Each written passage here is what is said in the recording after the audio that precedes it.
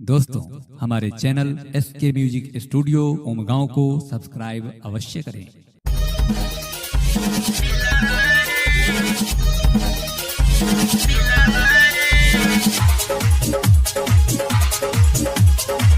Recording by SK Music Studio, Umgaon.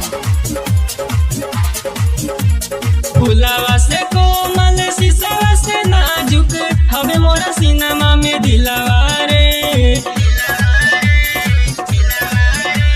फुलावा से कोमल शीशावा से नाजुक हवे मोरा सिनेमा में दिलावा रे।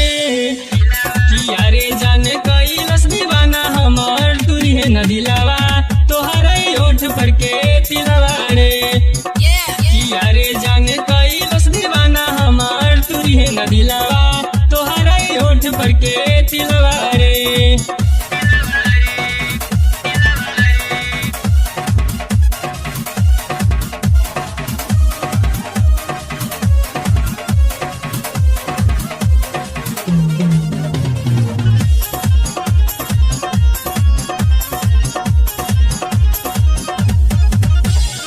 नैना से नैना जब मिलल बाजार में हो गई पागल हम तोहराई प्यार में।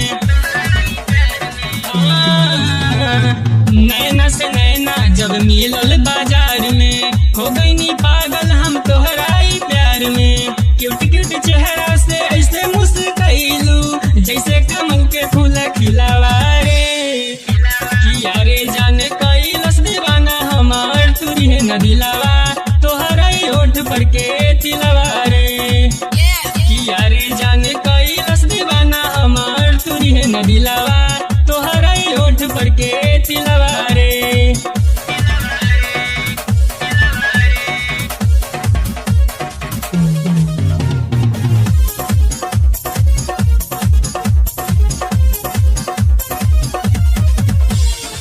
लाइट मारे चेहरा के गजबे गोराई कुदरत के दिन रूप निंदिया चोराई। लाइट मारे चेहरा के गजबे गोराई